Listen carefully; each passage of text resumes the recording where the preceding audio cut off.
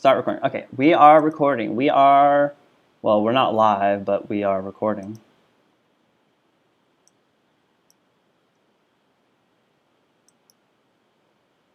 Hello? Okay.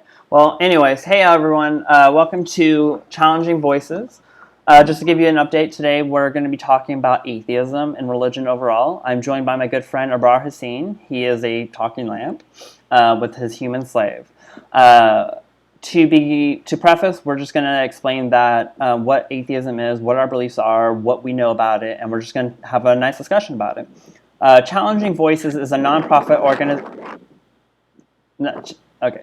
Anyways, Challenging Voices is a nonprofit organization dedicated to enlightening and bringing back the Age of Enlightenment, such as the people of David Hume, Thomas Paine, John Stuart Mill, John Milton, and so on. We want to be able to have rigorous debates and intellectual challenges to one another. We are a collective of people with different ideas, different opinions, and different thoughts. We come from different lives of aisles. Some people are far right, some people are just conservative, some people are centrist. We have people who are on the left. We have Marxists involved. And we don't all agree. Yeah, we see you, Mr. Lamp.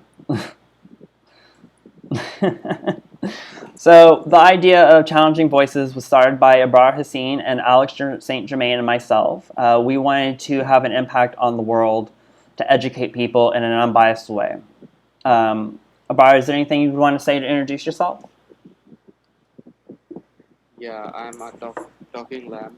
I'm here to shed some light on a bunch of topics Ooh. in both a metaphorical sense and a literal sense. Yeah, I can tell you just lit the light on. Or you just turned your light on. You turned Yeah, yourself I'm a on. lamp, and I'm here to shed some light. Excellent. Well, wonderful. Well, thank you for joining me today, Abrar. I think we're going to have a wonderful discussion. So if you're ready to get on, let's talk about it. So atheism, as we know it, tell me if you agree with me or not. I consider, personally, atheism to not be a religion because atheism is simply the lack of belief in deities. Theism is, by definition, the belief in a deity or God, or gods, parentheses S in parentheses. And a is the prefix meaning without or none or absent of, meaning we are absent without the belief of deities. It does not mean that we deny that God or gods exist. Simply put, atheism can mean, strong atheism can mean that there is no God, but atheism itself does not mean there is no God. We have people who disagree with us respectfully, like YouTuber Stephen McRae, a good friend of mine, who disagrees with this premise, and to some extent, he has a very good philosophical understanding of atheism too, and agnosticism. What do you think about Steve McRae and his thoughts on agnosticism and atheism? So I I cannot say that Steve McRae is wrong. I mean, some people in academia do actually buy into his definition, right? I mean, some people, I mean, I think a large number of philosophers agree with his definition, right? I mean, and I don't think there is an objective fact as to what atheism actually means. So, and I'm comfortable defending both positions, right? Hmm. I can defend strong atheism and also weak atheism, right? So so the question of what should be the right definition of atheism does not really interest me because I'm comfortable defending both, right? So Okay. and but if you ask me what I identify as, I would identify as a strong atheist. Like I don't just lack a belief in God, I reject the claim, right? Okay. And I'll tell you why later on. And I don't know if you know Graham Uppy, like he's also a strong atheist like me. Like he rejects the claim. We'll talk more about him later. Okay. So Yeah. yeah, I'm a For strong atheist as in I reject God. Like I don't merely lack a belief, and I don't think there's an objective right definition. I mean, so okay. yeah, I think both of you are correct, I guess. Interesting. I'm also going to be sharing my screen. I want to show you something. I think this is a very apt understanding of it. The Dawkins scale. Where do you stand on the Dawkins scale since it's a little bit more nuanced? Let me go ahead and pull it up real quick. So the Dawkins scale, have you read The God Delusion before? No. Okay, The God Delusion, I would actually recommend it, whether or not you agree with it. Richard Dawkins is a zoologist. He's a very intelligent scientist, a evolutionary biologist, if I'm not mistaken. He actually wrote the book in a very poetic manner, but here is the Dawkins scale. There is, from number 1, you have strong theist, and then at the bottom is 7, which is strong Wait, atheist. I don't see your screen. Oh, you don't see my screen? Wait. See where it says watch stream? Yeah, there you go. Yeah.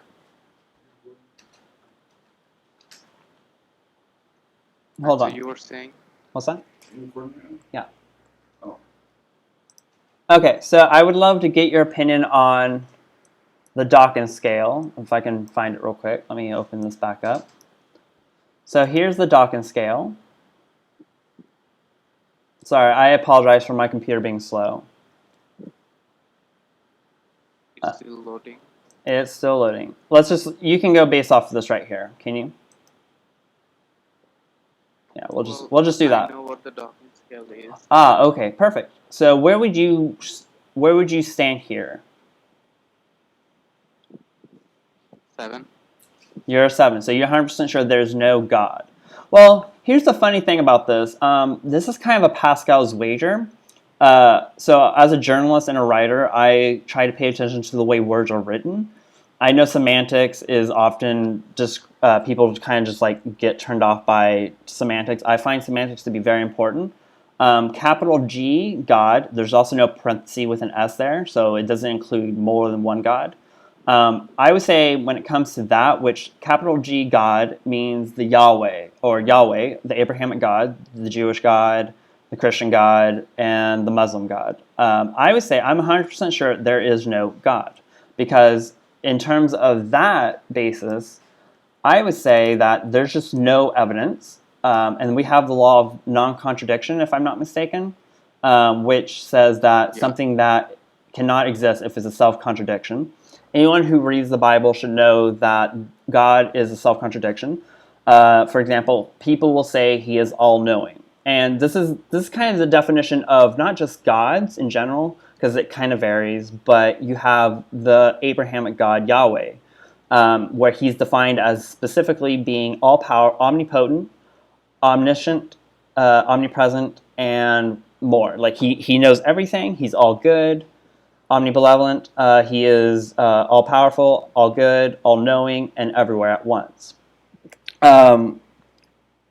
We know he can't be everywhere at once because he left the Garden of Eden, and he didn't know, and he also wasn't all-knowing. So when he was walking through the forest of Eden, he was asking, "Where are you, Adam?" Okay, so he clearly wasn't everywhere, otherwise he would automatically know where Adam was and Eve. He also didn't know that they ate the apple until later on. He didn't know where Adam was. He was actually looking for him, so that shows that he's not all-knowing and all-powerful. And then we also have the fact that I think Moses changed his mind and argued with him, but we know Abraham before Gomorrah, was it Gomorrah that was destroyed? Or Sodom and Gomorrah? Before the events of Sodom and Gomorrah, before the two angels were sent into, was it Sodom or Gomorrah? Who cares? Okay, whatever. The city that God destroyed, he was going to destroy it right away, and Abraham said, "Hey, let me settle this the right way. I can probably save some lives," or something like that. It was something like that, and he had convinced God to give him a chance. Well, if he's all-knowing, then how come his mind was changed? So there's reasons to doubt that. He's a self-contradiction. We know that the Genesis did not happen because the sun and the moon were not created at the same time. Plants were not created before the sun. And the fact that the world was voidless, but at the same time, if you read it, it reads that there was also water at the same time. He didn't create water. It was already there. He was above the surface of the water. And while it was voidless and formless, and it just makes no sense. It's clearly a fairy tale, a story. It's a fine story to read from time to time. I sometimes enjoy reading some of the passages, but it in itself is not true. So we can deduce that the God of the Bible does not exist, in my opinion. A lot of people will say that you cannot prove a falsifiable point. You cannot prove a negative. What do you think about that? Okay, so first of all, I think that yeah, you can still hear me, right? Correct. So what I think is that attacking the God of the Bible is like going after low-hanging fruit. You think so? I mean, it's obviously false. It's obviously made up, and I like to make things difficult for myself and challenge concepts of God like theism and I don't know some non-falsifiable notion of God or something. Right. And then I completely agree with you. The God of the Bible or any religious scripture is obviously man-made. It's too much like us. I mean, Yeah. it sounds like another person. Yeah. It's unlikely to be true. And I would agree. you It said is. something Yeah. about, Go ahead. and you also said something about proving a negative or Disproving a negative. how do you get this? Disproving a negative, or how do you reject a non-falsifiable claim? Yeah, that's actually what I was trying to say. Yeah. So 2 words: epistemic simplicity. Here's the thing. I hope you can read my screen. Here it says. This is the argument by Graham Uppy, the best argument against God. While naturalism is simpler than theism, there is no relevant data that naturalism fails to explain at least as well as theism does. Right? Right. So can now, you while say? you cannot falsify Sorry, can you explain theism, you that cannot statement disprove it in based layman on terms? material evidence.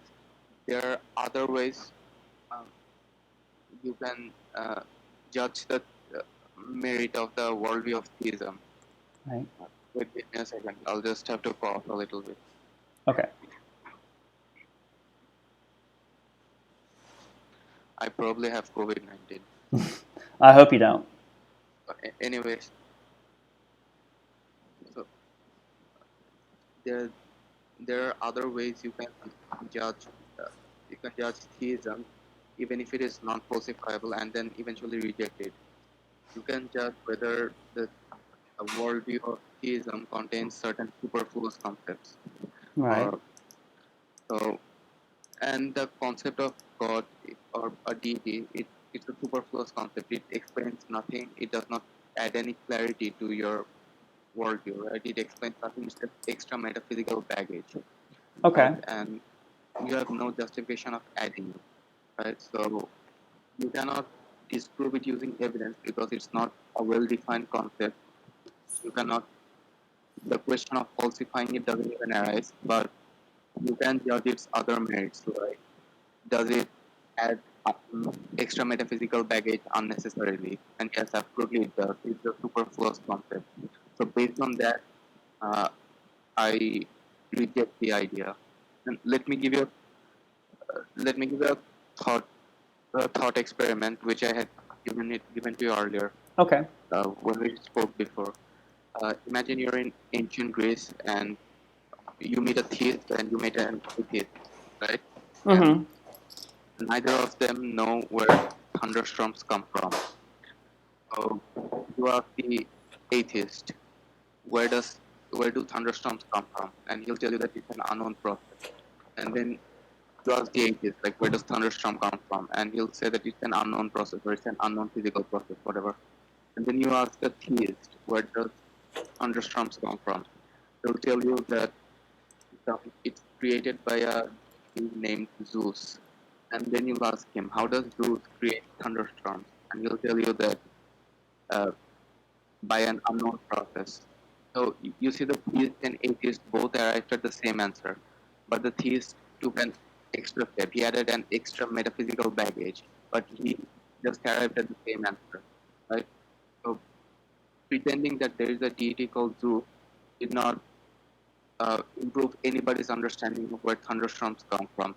It did not add any clarity to the concept. It did not improve anyone's understanding. It is a superfluous concept and uh, extra metaphysical baggage. So you can replace thunderstorm with any rational inquiry, and you can replace the word truth with any general term for a deity, and you'll generate similar results. So Absolutely. the concept of God or a deity is just a superfluous concept. Uh, it's extra metaphysical baggage. So based on that, uh, I'm able to reject it, even though it's a non-falsifiable concept. Okay. Right? So just because you're gonna disprove it does not mean you don't have a rational basis for rejecting it. You absolutely do, Okay. and you should. So here's a If you believe question. that epistemic simplicity and Yeah. is a theoretical virtue, then believing in the supernatural is a wrong thing for you to do. Okay, so here's a question. So we're both involved with Steve McRae, and Steve McRae is I would say a strong agnostic. Would you say that's correct? Uh, I yes. so we know a guy named Stephen Hoyt who says that in that case, a lack of evidence does not justify atheism, and neither theism nor atheism have anything to do with evidence when it comes to the question alone. I said, do you have any evidence for deities? Do you agree there's a lack of evidence supporting deities? Yes or no? Steve McRae had said this. Lack of evidence absolutely justifies atheism. That's what I said. And he says, how? To use lack of evidence, you would be required to know what evidence you would expect to see. What is your response to that? Do you think that's a valid retort, or do you think that's kind of a weak argument? On whose part, yours or Steve McRae. Steve McRae, I said a lack of evidence absolutely justifies atheism. And here's why. Atheism is, by definition, a lack of belief in a God, prefix A, and theism. So in truth, identify as an agnostic, a-religious atheist. I don't believe I have any knowledge or can know that whether or not a God can possibly exist. It is very possible the deist God can exist. However, I don't believe in the notion that there's any deities, and I have no religion.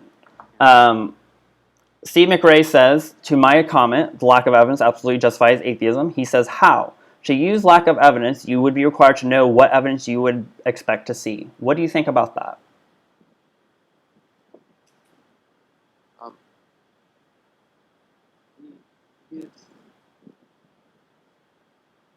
Well, I think the best way I'll respond to this is um, uh,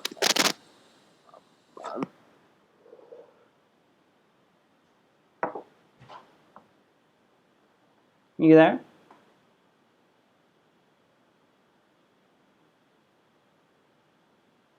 Sorry, everyone. We seem to be having technical difficulties real quick. Just give Abrar a few seconds. I would say, personally, to use a lack of evidence, you'd be required to know what evidence you would expect to see.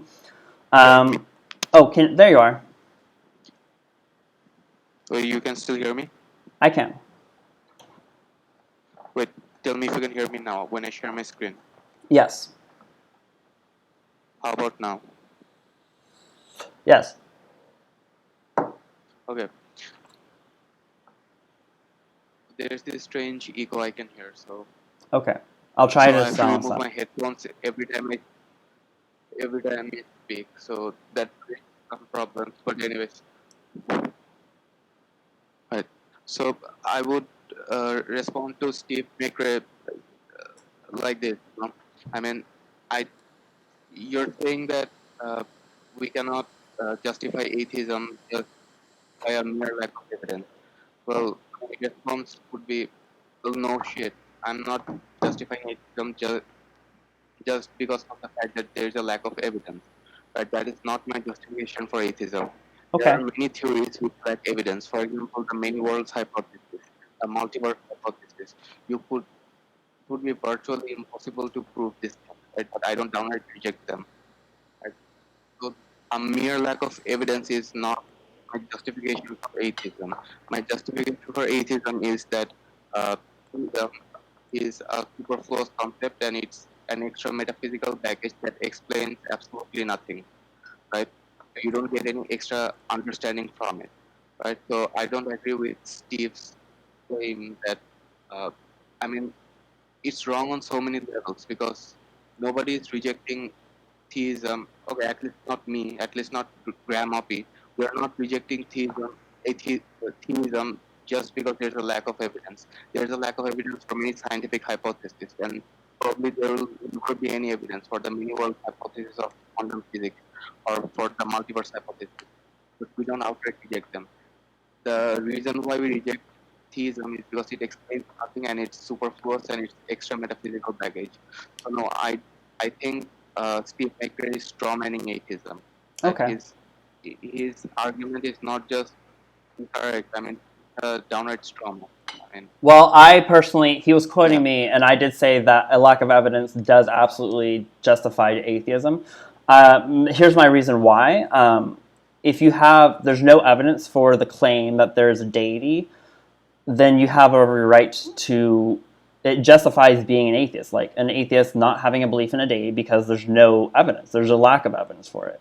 I don't think you need to know what evidence there is because, like for example, people will say that there is that at the beginning of the Big Bang, for example, that time and matter was all created. So everything was created at the Big Bang. I am very skeptical of that. There's no evidence really proving that time was itself created, as far as I can find. I could be wrong, that time was created at the singularity, or that there was nothing before the Big Bang. I think that it's very possible, especially considering Neil deGrasse Tyson once said that the reason why there's likely a multiverse is because the universe has a habit of making two or more of everything.